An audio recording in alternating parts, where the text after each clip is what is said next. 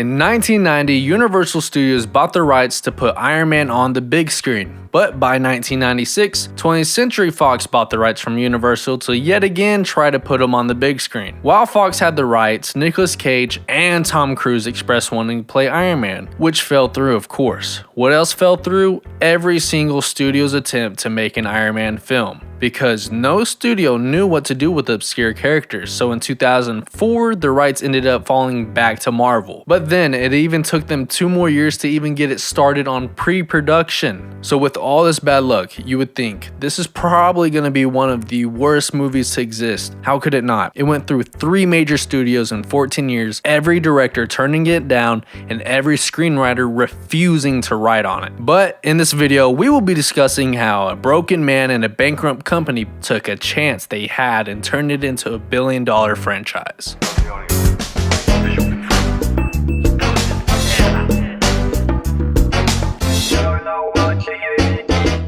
My brother and I grew up consuming anything superhero related. It's something we really bonded over. We had every VHS and DVD of every superhero cartoon. Our whole room was decorated in Tobey Maguire's Spider-Man merchandise. Curtains, pillowcases, sheets, everything. We even had merch of Marvel's big 3 at the time. No, not Captain America, Iron Man, or Thor. Get those C-list and B tiers out of here. Hulk, Wolverine, and Spider-Man. Yeah, I'm that old where Marvel's most popular characters were those 3 and they were the most pushed at the time. But in 2008, I begged my mom almost every single day until the release of Iron Man to go see it in theaters. She insisted she just couldn't do it. But while I was at school and taking a lunch, I got called into the office, and of course I was scared because what the heck am I doing in the office? But by my surprise, it was just my mom. She told me intently that we had to hurry up or else we would miss the showing to Iron Man. Yes, my mom pulled through, even taking me out of class to see it. This was for a short time a tradition where any Marvel movie that came out during May, we would go see it together. And let me tell you,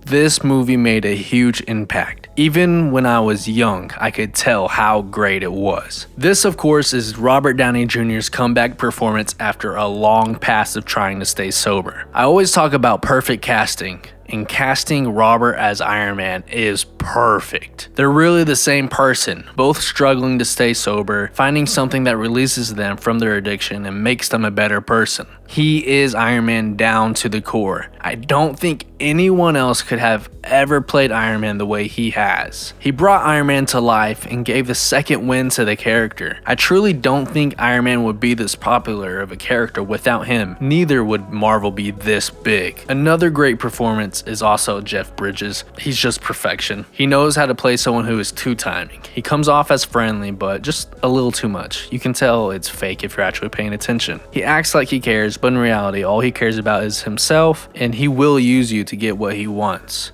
I know some people that act like this, and it's very uncanny when I see his performance because they're just 2 peas in a pod. And Jon Favreau plays Jon Favreau. Same performance from Daredevil.